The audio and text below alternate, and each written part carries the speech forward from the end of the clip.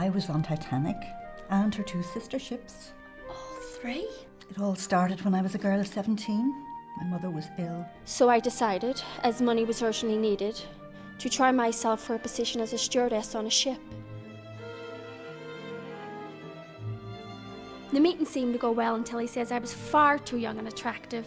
So, I gave him my word that I would be most circumspect and careful if he could just see his way to give me the post. I had a great many journeys at sea, and one in particular, the Olympic Titanic sister ship.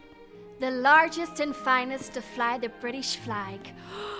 Oh, I used to get a fresh thrill every time I walked through Olympic's beautiful staterooms with all their exquisite woodwork and their sumptuous silk furnishings.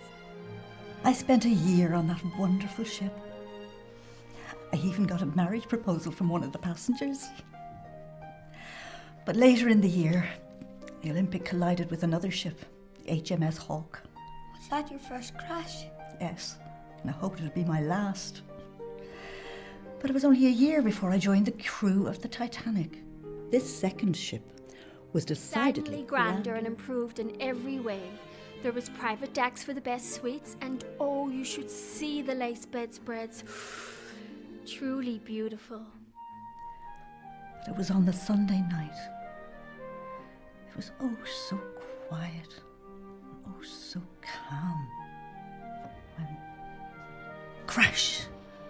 We'd been told it on our life jackets.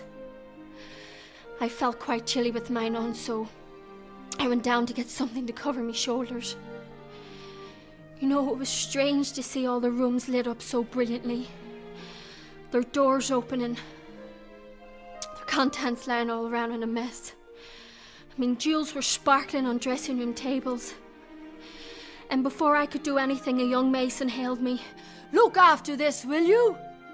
And he threw a young babe into my arms. It was 1916 when I had my next misadventure. I was working as a nurse for the Red Cross when we were hit. We struck a mine.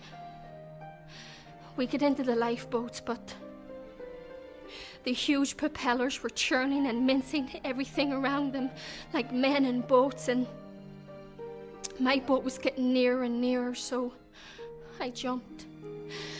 I couldn't breathe. And there was this terrific crash above me, and something hit me in the back of the head, and all I could feel was this whirling and choking ache, and all of a sudden, I rose to the light of day,